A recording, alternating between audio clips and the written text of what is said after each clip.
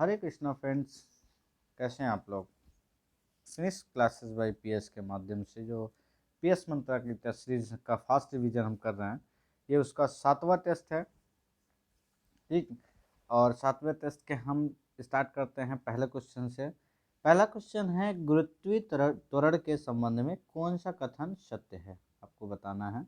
पहला है, किसी वस्तु गुरुत्वीय त्वरण वस्तु के रूप में आकार और द्रव्यमान पर निर्भर नहीं करता। दूसरा कह रहा है कि गुरुत्वीय त्वरण का जो मान है भूमध्य रेखा पर सर्वाधिक और ध्रुवों पर न्यूनतम होता है। ठीक, अब देखा जाए तो पहला ऑप्शन आपका सही है, जो आंसर है ए है। दूसरा क्यों है? क्योंकि जो गुरुत्वीय त्वरण का मान है, मैं बता दूं, भूमध्य रेखा पर न्यूनतम होता है और ध्रुवों पर क्या होगा, अधिकतम होगा। ठीक है, तो इसलिए ये गलत है। नेक्स्ट क्वेश्चन है, निम्नलिखित में से सुमेलित कीजिए। सुमेलित करना है। पदार्थ की मात्रा का जो मात्रक है वो क्या है? पदार्थ की मात्रा का जो मात्रक है मोल है। आयतन का जो मात्रक है उसको हम गैलन बोलते हैं। दूरी का जो है उसको क्या बोलते हैं, पारसेक। और द्रव्यमान का आउंस। ठीक, तो ऑप्शन क्या होगा हमारा, 3 1 4 2। 3 1 4 2 ऑप्शन आपका सी सही है। नेक्स्ट क्वेश्चन पे आते हैं।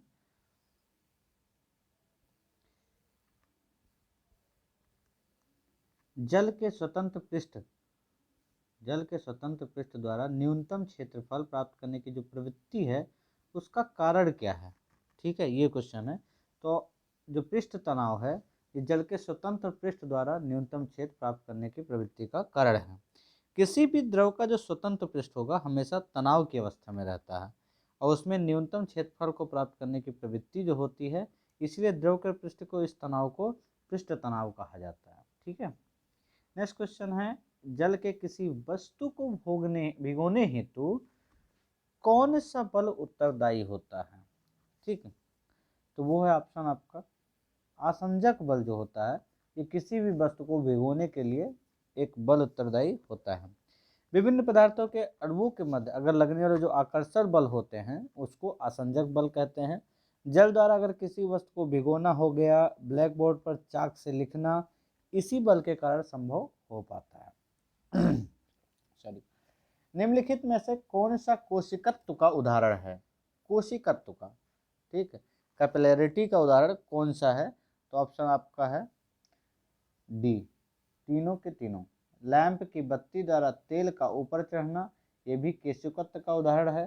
पेड़ों की शाखाओं पत्तियों तक जल तथा खनिज लवण का पहुंचना, ये भी केशिकत्व का उदाहरण है।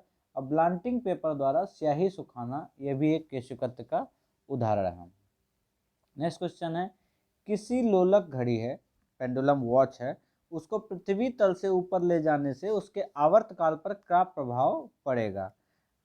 ऑप्शन है आपका बढ़ जाएगा, दूसरा ऑप्शन है घट जाएगा, तीसरा है किसी कोई परिवर्तन नहीं होगा, उपयुक्त में से कोई नहीं।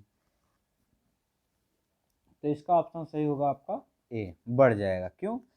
जो सरल आवर्तकाल होता है, ठीक, सरल आवर्तकाल जो T = 2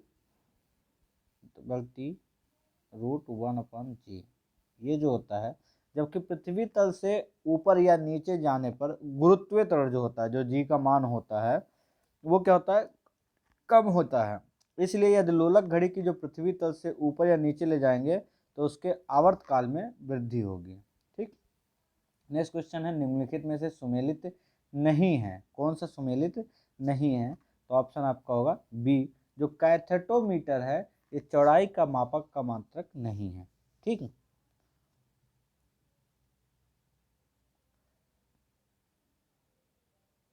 क्यों? कैथेटोमीटर का जो प्रयोग होता है ये अत्यंत कम ऊंचाई के मापन हेतु प्रयोग होता है। किसके लिए?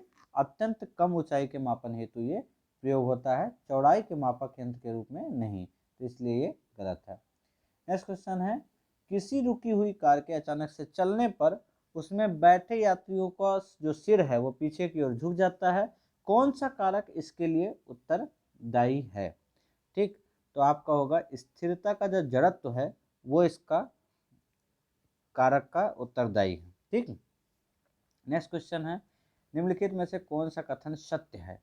पहला है तारत्व का जो गुण है किसी ध्वनि की तीक्ष्ण अथवा मोटा बनाता है। दूसरा है ध्वनि की तीव्रता उसके तारत्व पर निर्भर करती है। तो बता दूं ये दोनों के दोनों ऑप्शन आपके सही होंगे हैं। ठीक, किसी भी वस्तु का जो तारत्व होता है उसके आयाम पर निर्भर होता है। परिणाम स्वरूप जो तारत्व के बढ़ने से ध्वनि जो होती है वो तीक्ष्ण हो जाती है। ठीक, और जबकि ध्वनि की जो तीव्रता होगी वो तारत्व से कोई संबंध नहीं होता। ध्वनि की तीव्रता से तारत्व का कोई संबंध ही नहीं होता। इसलिए जब अधिक तेजी ध्वनि का तारत्व अधिक या कम कुछ भी हो सकता है। ठीक, तो ऑप्शन आपका कौन सा होगा, सी सही होगा इसमें, दोनों के दोनों। नेक्स्ट क्वेश्चन आते हैं डॉपलर प्रभाव किस तरंग से संबंधित होता है। तो डॉपलर प्रभाव आप संबंधित होता है प्रकाश एवं ध्वनि तरंगों से। ठीक, नेक्स्ट क्वेश्चन है दिन की तुलना में रात्रि की अवधि में किस ध्वनि का अधिक दूर तक सुनाई देना किसका परिणाम है। मतलब किसी ध्वनि है, कोई ध्वनि है उसका दूर तक रात में अधिक सुनाई देती है, दिन में कम, इसका क्या रीजन हो सकता है। तो इसका जो रीजन है आपका ध्वनि का अपवर्तन, रिफ्रैक्शन ऑफ वॉइस कह सकते हो, ध्वनि का। ठीक है, नेक्स्ट क्वेश्चन आते हैं किस तापमान को परम शून्य ताप एब्सोल्यूट जीरो टेम्परेचर कहा जाता है। तो ऑप्शन आपका होगा सही 0 डिग्री केल्विन। सैद्धांतिक दृष्टि से अगर देखा जाए तो किसी वस्तु या माध्यम की जो तापमान की कोई ऊपरी सीमा नहीं होती, जबकि न्यूनतम तापमान की एक सीमा होती है। किसी वस्तु का तापमान -273.15 डिग्री सेल्सियस से कम नहीं हो सकता है। इसे केल्विन के मापने पर 0 केल्विन लिखा जाता है और इसे ही परम शून्य ताप कहते हैं। ठीक, नेक्स्ट क्वेश्चन है घर्षण बल के संबंध में कौन सा कथन सत्य है। पहला है लोटनिक घर्षण बल मान स्थैतिक घर्षण बल के मान से अधिक होता है। स्थैतिक घर्षण बल का जो मान है वो वस्तु के घिसने के लिए लगाए गए बल की तुलना में अधिक होता है। तो कौन सा इसमें सत्य है। ठीक है, तो आपको बता दूं इसमें दोनों के दोनों असत्य हैं। क्यों, क्योंकि जो स्थैतिक घर्षण बल होता है उसका मान वस्तु के घिसने के लिए लगाए गए जाने के बल के बराबर होता है, अधिक नहीं बल्कि बराबर होता है। ठीक, और अगर स्थित लोटनिक जो घर्षण है, सॉरी यहाँ है, घिसकने से तुलना में अधिक नहीं होता बल्कि ये क्या होता है, बराबर होता है। ठीक, अब लैटिनिक घर्षण का अगर देखा जाए तो लैटिनिक घर्षण बल का जो मान है वो न्यूनतम, जबकि जो स्थैतिक घर्षण का मान सर्वाधिक होता है। समझे, तो इसमें कह रहा है लैटिनिक घर्षण बल का मान स्थैतिक घर्षण के मान से अधिक होता है। ये इसीलिए गलत है।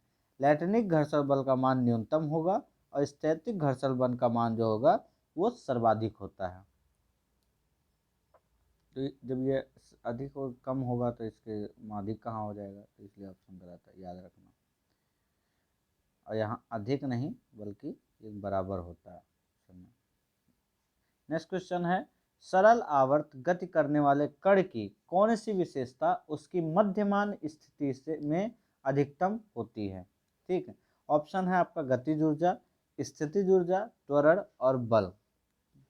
तो सरल आवर्त गति करने वाले कण की जो कौन सी विशेषता है जो उसके मध्यमान मीन पोजीशन में अधिकतम होती है, तो वो है गतिज ऊर्जा। कौन सा, गतिज ऊर्जा। नेक्स्ट क्वेश्चन है निम्नलिखित में से कौन सा सत्य है। ऑप्शन है आपका प्रकाश में तरंग और कण दोनों के गुण पाए जाते हैं। दूसरा है समतल दर्पण में पूर्ण प्रतिबिंब प्राप्त करने के लिए दर्पण की जो लंबाई है वो वस्तु की लंबाई के से कम आधी होनी चाहिए, ये कह रहा है। तो ये दोनों के दोनों कथन सत्य हैं। नेक्स्ट क्वेश्चन है नैनो टेक्नोलॉजी में प्रयुक्त किए जाने वाले जो कणों के आकार हैं उनका उसको क्या होता है, कणों का आकार क्या होता है, ये पूछ रहा है। तो ये वो होगा 1 से 100 नैनोमीटर के बीच में। ठीक, नेक्स्ट क्वेश्चन है सूर्य के चारों ओर दीर्घवृत्ताकार में ग्रहों की गति किसका उदाहरण है? बताओ भैया। तो यह है किसका उदाहरण? जब किसी पिंड की, इसमें किसी, ऑप्शन डी है कि ये तीनों नहीं है, तो देख लेते हैं क्या है। जो सूर्य के चारों ओर दीर्घवृत्ताकार मार्ग में ग्रहों की जो गति है वो अभिकेंद्रीय बल का उदाहरण है। अब किसका? अभिकेंद्रीय बल का, ठीक, जिसको हम सेंट्रीपेटल फोर्स कहते हैं। सेंट्रीफ्यूगल नहीं, सेंट्रीपेटल फोर्स, इसी के कारण संभव है। नेक्स्ट क्वेश्चन है, अवतल दर्पण का प्रयोग किसमें नहीं होता किया जाता है, ये पूछ रहा है। तो जो व्यू मिरर है इसमें अवतल दर्पण का प्रयोग नहीं होता है। इसमें किसका प्रयोग होता है? इसमें उत्तल दर्पण का, और सभी में अवतल दर्पण का प्रयोग होता है। नेक्स्ट क्वेश्चन है, निम्नलिखित में से कौन सा पूर्ण आंतरिक परावर्तन का उदाहरण नहीं है, ये पूछ रहा है। तो आपका ऑप्शन होगा ए, जो पानी में डूबा छड़ टेढ़ा देखना, ये पूर्ण आंतरिक परावर्तन का उदाहरण नहीं है, और सारे पूर्ण आंतरिक परावर्तन का उदाहरण है। अब क्यों नहीं है? पानी में जो डूबी छड़ का टेढ़ा दिखाए जाना, ये किसका उदाहरण है? प्रकाश के अपवर्तन का, ठीक है, ये प्रकाश के अपवर्तन का उदाहरण है, पानी में छड़ का टेढ़ा दिखाई देना। नेक्स्ट क्वेश्चन है, निम्नलिखित में से कौन सा द्वितीय रंग का उदाहरण है? द्वितीय रंग का उदाहरण कौन सा है? तो वो है आपका पीला। लाल, नीला, हरा, ये तीनों क्या हैं? ये तीनों प्राथमिक रंग हैं, लेकिन पीला जो है वो द्वितीयक रंग है। प्राथमिक रंग ये तीनों हैं, पीला जो है वो द्वितीयक रंग में आता है। नेक्स्ट क्वेश्चन है, निम्नलिखित कथनों पर विचार कीजिए भैया।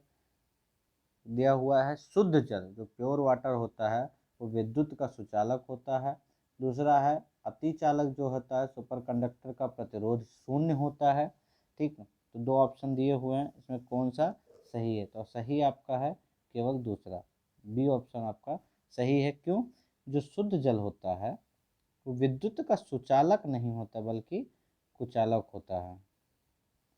क्या होता है? कुचालक होता है। नेक्स्ट क्वेश्चन है, निम्नलिखित कथनों में से सत्य नहीं है। ऑप्शन पढ़ लेते हैं। विद्युत चुंबकीय डायनमो जो है विद्युत चुंबकीय प्रेरक है पर आधारित होता है। दूसरा है, कह रहा है मोबाइल चार्जर ऊंचाई ट्रांसफार्मर स्टेप अप ट्रांसफार्मर होता है। फिर कह रहा है अर्धचालक जो होता है सेमीकंडक्टर का प्रतिरोध रेजिस्टेंस गर्म करने पर घटता है। और चौथा ऑप्शन है सिलिकॉन ट्रांजिस्टर बनाने के सर्वाधिक प्रयुक्त पदार्थ है। तो इसमें ऑप्शन कौन सा आपका सत्य नहीं है? बी। क्यों? मोबाइल चार्जर एक अपचाई ट्रांसफार्मर होता है, ऊंचाई नहीं। कौन सा? एक अपचाई, ये जो ऊंचाई है ये नहीं, अपचाई,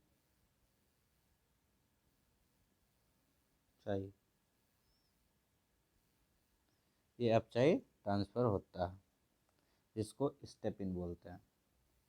नेक्स्ट क्वेश्चन है, किसी वस्तु की अति चालकता सुपर कंडक्टिविटी तब प्रकट होती है जब, ऑप्शन है आपका निम्न ताप तक ठंडा किया जाता है। दूसरा है इस ताप अति निम्न किया जाता है, इसका जो ताप हो अति निम्न किया जाता है। तीसरा है इस पर उच्च दाब जो हाई प्रेशर डाला जाता है। चौथा है वस्तु को उच्च ताप तक गर्म किया जाता है। ठीक, चार ऑप्शन है। तो इसमें कौन है जो वस्तु की अति चालकता को प्रकट करता है?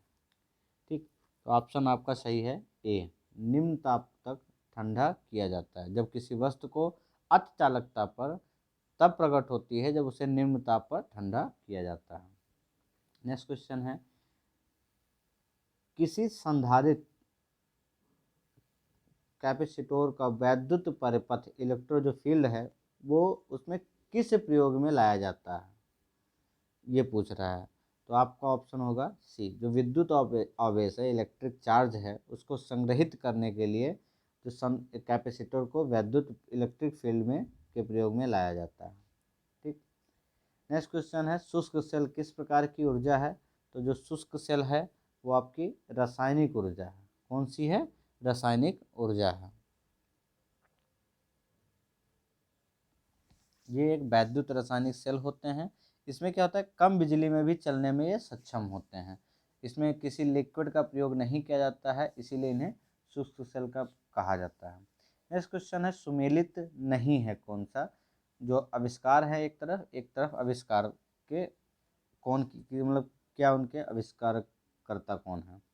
तो राडार जो है, कह रहा है रॉबर्ट वाटसन वाट ने किया। नाभिकीय रिएक्टर जैकब ने किया। ट्रांजिस्टर जो है वो जॉन बर्डिन ने किया। लेजर जो है वो थियोडर मैमन ने किया। तो कौन सा सुमेलित नहीं है, ये पूछ रहा है। तो जो बी है, नाभिकीय रिएक्टर जैकब ने नहीं, इसको किसने किया था? इसको किया था एनरिको फर्मी। एनरिको फर्मी ये जो हैं इसके अभिकर्षकर्ता हैं। नेक्स्ट क्वेश्चन पे आते हैं, फ्यूज का सिद्धांत है। फ्यूज का सिद्धांत क्या है? फ्यूज का सिद्धांत है कि विद्युत का ऊष्मीय प्रभाव। ठीक है, पावर अधिक होने पर इसमें लगा पतला तार गल जाता है और सप्लाई बंद हो जाती है। नेक्स्ट क्वेश्चन है, विद्युतदर्शी जो इलेक्ट्रोस्कोप का कार्य है। इलेक्ट्रोस्कोप का कार्य क्या है ये बताना है आपको। तो इलेक्ट्रोस्कोप का कार्य है विद्युत आवेश की उपस्थिति की पहचान करना। ठीक।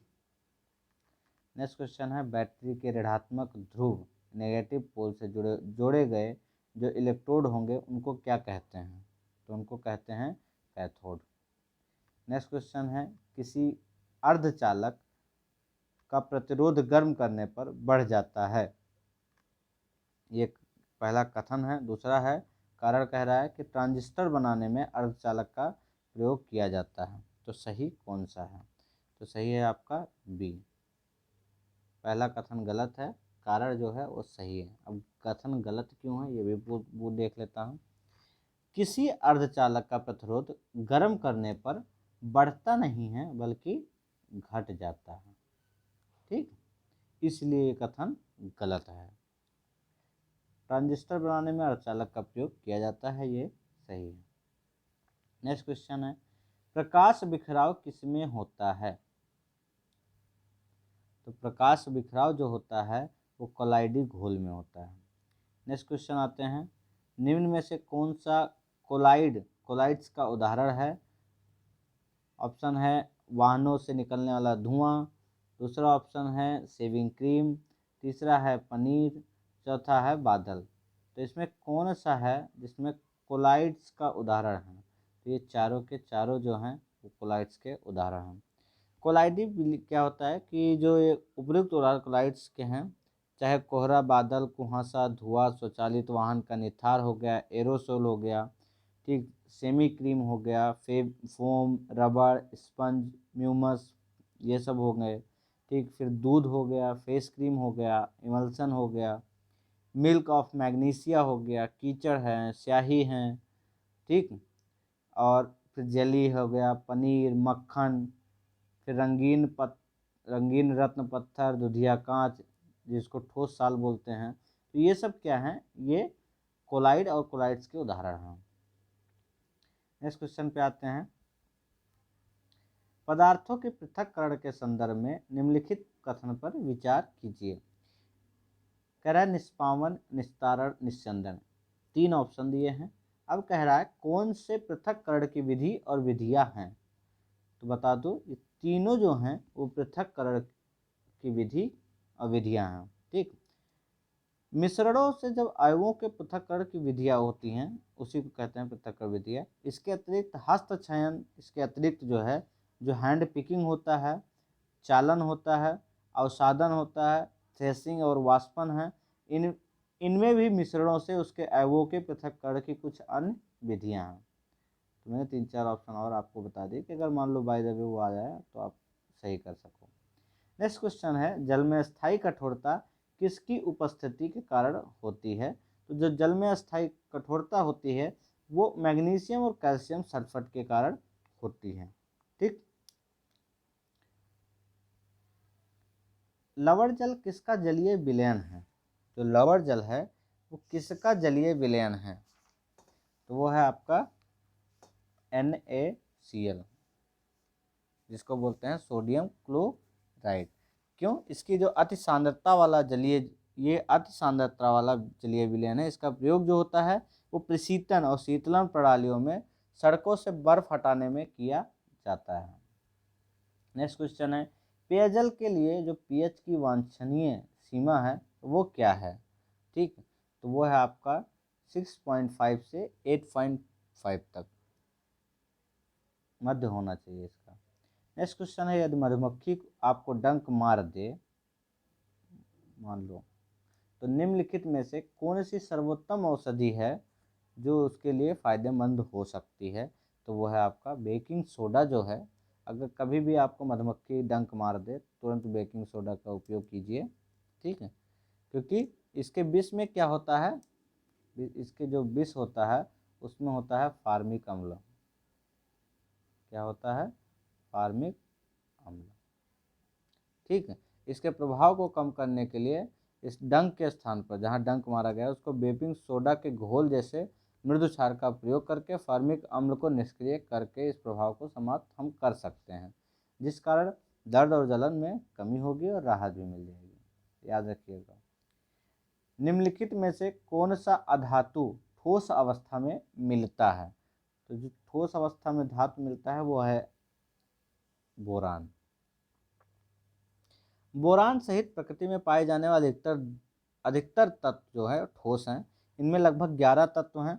कौन कौन से मैं बता दूं, आपका हाइड्रोजन है, हीलियम है, नाइट्रोजन है, ऑक्सीजन है, फ्लोरीन है, नियॉन है, क्लोरीन है, ठीक, और आर्गन है, क्रिप्टोन है, जिनान है और रेडॉन है। ये कमरे के ताप पर गैसीय अवस्था में पाए जाते हैं। पारा जो ब्रोमीन है ये कमरे के ताप पर द्रव अवस्था में पाए जाते हैं। ठीक, तो बी ऑप्शन इसका सही है और मैंने उदाहरण के थ्रू बता दिया। नेक्स्ट क्वेश्चन है, निम्नलिखित में से कौन सा कथन जो है वो सम न्यूट्रॉनिक के संदर्भ में गलत है? तो कौन सा कथन गलत है ये पूछ रहा है। तो डी जो है ये सम न्यूट्रॉनिक के संदर्भ में गलत है।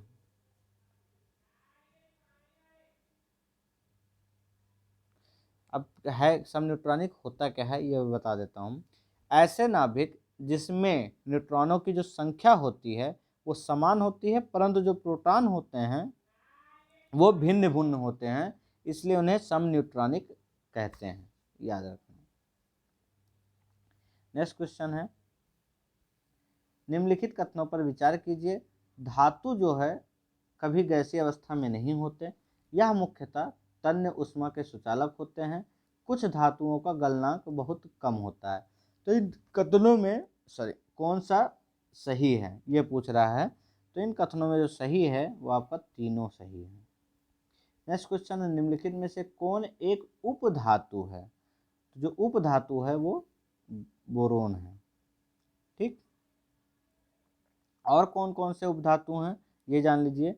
आर्सेनिक उपधातु है, सिलिकॉन उपधातु है, जर्मेनियम उपधातु है, एंटीमनी उपधातु है, टेल्यूरियम उपधातु है और पोलोनियम उपधातु है। ये इतने उप और धातु हैं। अगर मान लो उदाहरण में आ जाए तो याद रखना कि ये जो मैंने अभी बताएं कि arsenic, silicon, germanium, antimony, tellurium, polonium, ये सारे उपधातु हैं बोरान के साथ साथ। नेक्स्ट क्वेश्चन है, निम्नलिखित में से कौन सा गलत है?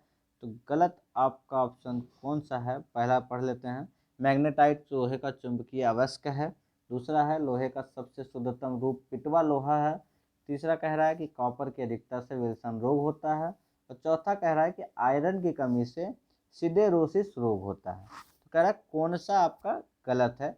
तो डी जो है वही गलत है, क्योंकि आयरन की कमी से सिडेरोसिस रोग नहीं होता है, बल्कि कौन सा रोग होता है?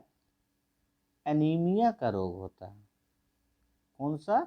एनीमिया का रोग होता है विटामिन डी की कमी से। ठीक है, जबकि जो है ये जो सिलिकोसिस रोग है ये किसकी कमी से होता है अगर देखा जाए, जब हमारे अंदर आयरन की कमी होगी तब ये रोग पाया जाएगा।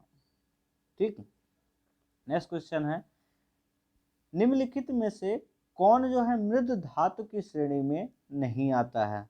तो अगर देखा जाए तो जो आयरन है ये मृद धातु की श्रेणी में नहीं आता, ये क्या होता है, ये हार्ड मेटल की श्रेणी में आते हैं।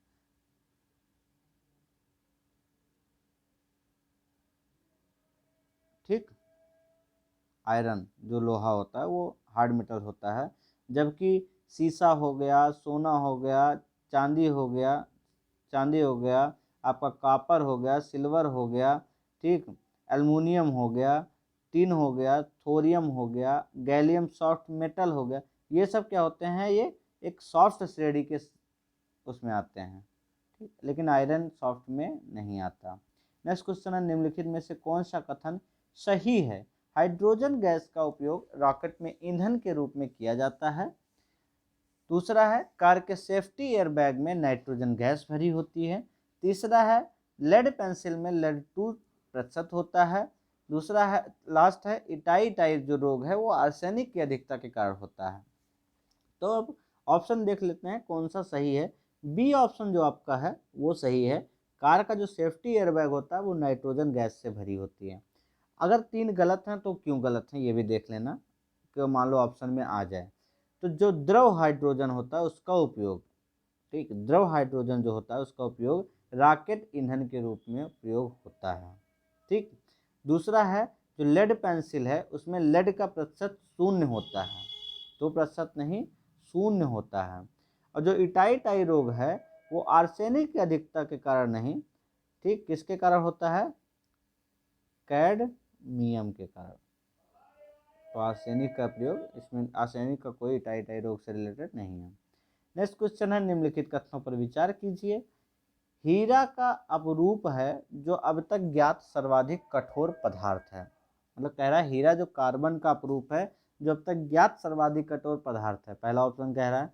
दूसरा ऑप्शन कह रहा है ग्रेफाइट जो है वो कार्बन का एक अपरूप है जो विद्युत का सुचालक होता है।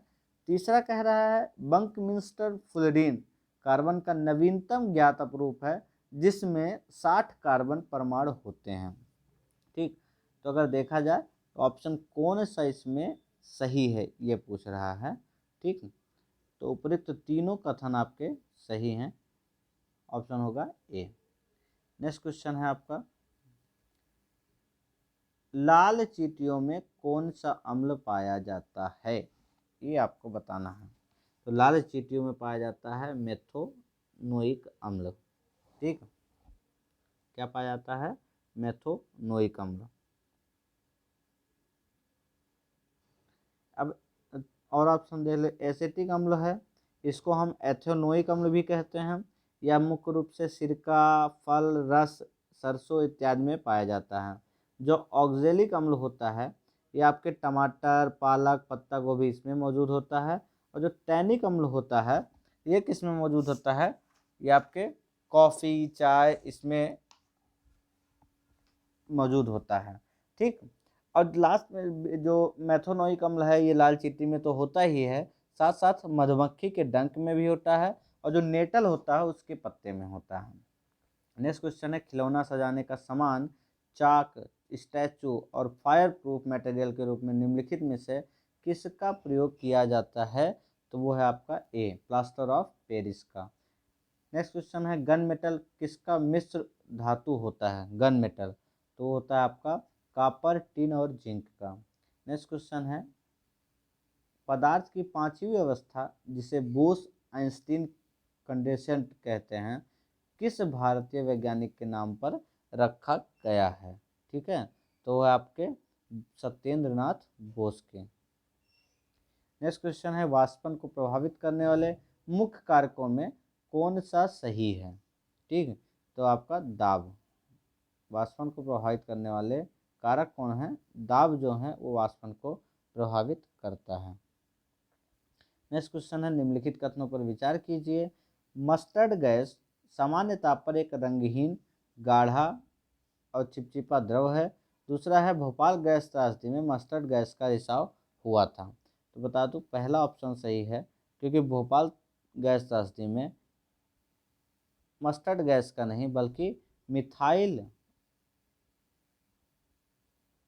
मिथाइल आइसोसाइनाइड ये जो गैस थी इसका रिसाव हुआ था। ठीक, मस्टर्ड गैस का रिसाव नहीं हुआ था, इसलिए पहला ऑप्शन सही है। नेक्स्ट क्वेश्चन है, निम्न में से कौन सा मीथेन गैस का उत्पादक है? पहला है कोयले की खदान, दूसरा है आपका धान के खेत और घरेलू पशु। तीन ऑप्शन हैं, तो तीनों के तीनों सही हैं। ठीक, नेक्स्ट क्वेश्चन है, निम्नलिखित कथनों पर विचार कीजिए। कैल्शियम कार्बाइड का प्रयोग फलों को पकाने के लिए किया जाता है। दूसरा कह रहा है यह एसिटिलीन एजेंट के रूप में काम करता है। तो दोनों के दोनों सही हैं। नेक्स्ट क्वेश्चन है, निम्न में से कौन सा सुमेलित है? कौन सा सुमेलित है पूछ रहा है। तो आइसोप्रीन प्राकृतिक रबर, शुष्क बर्फ, ठोस कार्बन डाइऑक्साइड और घी बहुलक। तो ऑप्शन आपका जो सही है पहला दूसरा है। क्यों? घी जो है, ठीक है, वो बहुलक नहीं है। घी जो है वो बहुलक नहीं है, याद रखना।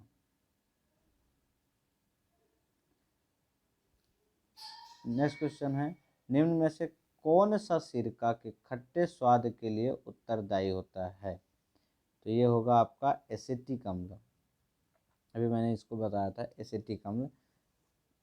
ठीक, अब अभी मैंने ऊपर बताया है, आप लोग कमेंट करके बताएं एसिटिक अम्ल को और कौन सा अम्ल बोलते हैं। जल्दी बताइए कमेंट करके। इसको बोलते हैं एथोनाइक अम्ल। अभी मैंने ऊपर बताया। नेक्स्ट क्वेश्चन है, निम्न में से कौन सा सुमेलित नहीं है? ऑक्जेलिक अम्ल फोटोग्राफी के लिए, साइट्रिक अम्ल नींबू, फार्मिक अम्ल ताज़ी सब्जियां, टर्टरिक अम्ल बेकिंग पाउडर। कौन सा सुमेलित नहीं है ये पूछ रहा है। ठीक, तो आपका ऑप्शन होगा सी, जो फार्मिक अम्ल है ये ताज़ी सब्जियां के लिए नहीं है। ठीक, क्यों? फार्मिक अम्ल लाल चींटियां, मैंने बताया था चींटियां हो गए, मधुमक्खी के डंक जो हो गए, ये सब फार्मिक अम्ल के उदाहरण हैं, ताज़ी सब्जियों के नहीं। ठीक, नेक्स्ट क्वेश्चन है, निम्न में से कोल गैस में प्रमुखता उपस्थित नहीं होता है। क्या उपस्थित नहीं होता है ये पूछ रहा है। ठीक, तो आपका ऑप्शन सही है, जो प्रोपेन है ये कोल गैस में प्रमुखता उपस्थित नहीं होता है। निम्न से कौन सा खाद्य पदार्थों के परिरक्षण में प्रयुक्त होता है? खाद्य पदार्थों के प्रतिरक्षण में परिरक्षण में प्रयुक्त होता है। पहला sodium acetate, caustic soda, sodium benzoate, acetylene. कौन सा प्रयोग होता है? तो इसमें ऑप्शन है बी, जो कास्टिक सोडा है ये प्रयोग होता है। नेक्स्ट क्वेश्चन है आपका, सॉरी, इसका आंसर का होगा आपका सोडियम बेंजोएट होगा आंसर। मैंने गलत आंसर दिया था। सोडियम बेंजोएट जो होगा वो किसके लिए उपयोग होता है? खाद्य पदार्थों के परिरक्षण में ये प्रयुक्त होता है, सोडियम बेंजोएट। मैंने ऑप्शन गलत बताया था इसलिए मैंने सुधार दिया। निम्नलिखित कथनों पर विचार कीजिए। अपमार्जक मैले कपड़ों से आसानी से तेल, गर्द आदि निकाल देते हैं। दूसरा कह रहा है ये जल का पृष्ठ तनाव घटा देते हैं। तो इसमें कौन सा सही है? तो आंसर का दोनों सही है। नेक्स्ट क्वेश्चन है, निम्न कथनों पर विचार कीजिए। यूरिया में नाइट्रोजन की जो मात्रा होती है वो 74% मात्रा पाई जाती है। दूसरा कह रहा है अमोनियम सल्फेट एक मिश्रित उर्वरक है। तीसरा कह रहा है सनई का जो उपयोग है वो हरी खाद के रूप में किया जाता है। तो इसमें कौन सा सही है? ठीक, तो आपका 2, 3 जो है वो सही है। यूरिया में 74% नहीं बल्कि 47% की मात्रा नाइट्रोजन की होती है। ठीक, कितनी? 47% की, 74% नहीं होती। नेक्स्ट क्वेश्चन है, एंडरेक्स प्रोजेक्ट जो है उसके संदर्भ में कुछ कथन है दिए गए हैं, उसमें सही नहीं है वो बताना है। पहला ऑप्शन, या महासागर वायुमंडलीय कार्बन डाइऑक्साइड के स्तर के बीच जो संबंध की समझ को बढ़ाएगा। दूसरा कह रहा है यह अटलांटिक महासागर की अथाह गहराइयों की खोज को संदर्भित करता है। ठीक, तो इसमें कौन सा कथन सत्य नहीं है? दूसरा जो है कथन वो सत्य नहीं है। क्यों नहीं सत्य है भाई? यह दक्षिण महासागर वायुमंडलीय कार्बन डाइऑक्साइड के स्तर के बीच की लिंक को समझने के लिए ठीक बढ़ाता है, और वैज्ञानिकों ने इस परियोजना के हिस्से के रूप में एक एकत्र डाटा का अध्ययन किया है जिसमें रासायनिक गुणों को मापा जाता है। ठीक, तो ये अटलांटिक महासागर से नहीं है बल्कि ये दक्षिणी महासागर से रिलेटेड है, याद रखना। नेक्स्ट क्वेश्चन है, इलास्टोकैलोरिक प्रभाव हाल ही में समाचारों में था, निम्नलिखित में से कौन सा इसके अनुप्रयोगों से संबंधित है? अनुप्रयोगों से संबंधित है। ठीक, तो ऑप्शन आपका है फ्रिज एंड एयर कंडीशन में इस्तेमाल होने वाले जो द्रव रेफ्रिजरेटर की आवश्यकता को दूर करने के लिए। दूसरा है गैर दहन गैसों के लिए BS4 इंजन अपग्रेडेशन की आवश्यकता को दूर करने के लिए। तीसरा है हाइड्रोजन यौगिकों से बायोडीजल बनाने के लिए उपयोग किया जाता है। और लास्ट ऑप्शन है आपका कि इस प्रभाव के दौरान अंतरिक्ष यात्रियों को कम ऑक्सीजन का उपयोग करने में मदद करने के लिए इसका प्रयोग किया गया। तो ऑप्शन कौन सा आपका सही है? ऑप्शन है आपका ए, फ्रिज और एयर कंडीशनर में इस्तेमाल होने वाले जो दो रेफ्रिजरेंट हैं उनकी आवश्यकता को दूर करने के लिए इलास्टोकैलोरिक प्रभाव का अनुप्रयोग में से संबंधित है।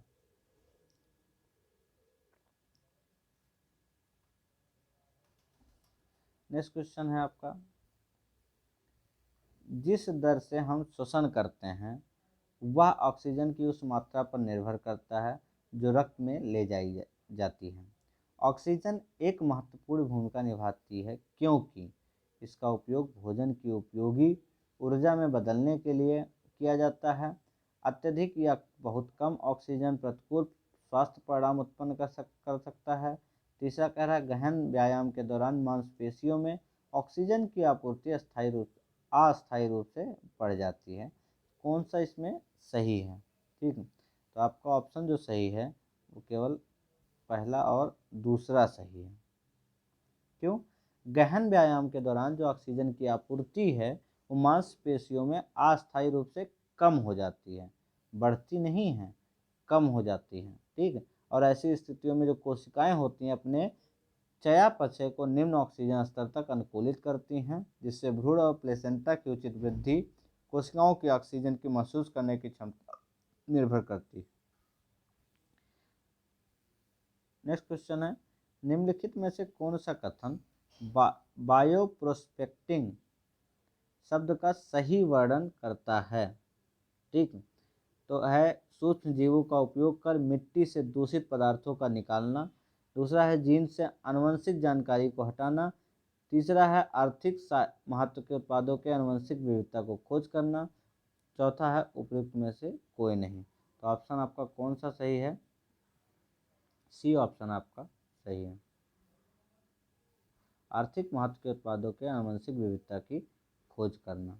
ठीक, बायो जो प्रोस्पेक्टिंग होता है उसका जो शब्द का सही वर्णन है कि आर्थिक महत्व के उत्पादों के लिए आनुवंशिक विविधता की खोज करना। नेक्स्ट क्वेश्चन पे आते हैं, निम्नलिखित में से किस प्रकार के जीव जो होते हैं डिकम्पोजर होते हैं? ठीक है, तो आपका ऑप्शन होगा विषाणु है, कवक है, जीवाणु है। तो वायरस नहीं होगा, पहला गलत है। 2 और 3 जो हैं ये सही हैं। नेक्स्ट क्वेश्चन है आपका, पोषण की वह विधा जिसमें जीव अपने आसपास मौजूद कार्बन डाइऑक्साइड और पानी जैसे सरल का अकार्बनिक पदार्थ से खुद का भोजन पकाते हैं, उनको क्या कहा जाता है? ये पूछ रहा है। परपोषी पोषण कहा जाता है कि मृतपोषी पोषण कहा जाता है कि स्वपोषी पोषण कहा जाता है कि होलोजोई पोषी कहा जाता है? तो ये होते हैं स्वपोषी पोषण। ठीक, नेक्स्ट क्वेश्चन आते हैं, पोषण के उस विधा को क्या कहते हैं जिसमें जीव जो है वो सरल अकार्बनिक पदार्थों से अपना भोजन नहीं बना पाते और भोजन के लिए अन्य कार्बनिक जीवों पर निर्भर करते हैं? तो इसका ऑप्शन होगा परपोषी पोषण।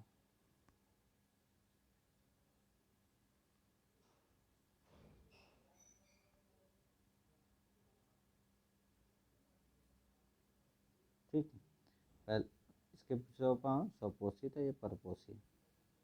नेक्स्ट क्वेश्चन है, जब जीव अपना भोजन मृत पौधों और मृत पशुओं, सड़ी हुई रोटियों आदि के सड़ते हुए कार्बनिक पदार्थों से प्राप्त करता है तो इसे क्या कहते हैं?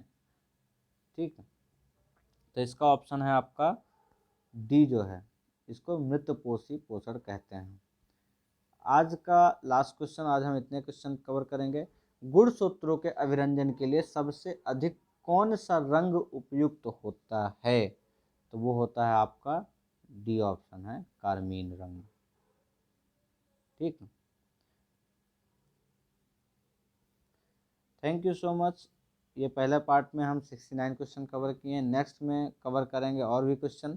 ठीक है, जिसमें हम नेक्स्ट में आपके कुछ क्वेश्चन रहेंगे साइंस से रिलेटेड, उसके बाद हम कुछ क्वेश्चन करेंगे आपका मैथ रीजनिंग से रिलेटेड क्वेश्चन उसमें कवर किए जाएंगे। ठीक है, तो इसीलिए मैं ये क्लास अभी 69 क्वेश्चन फर्स्ट पार्ट में कवर कर रहा हूँ। Thank you so much.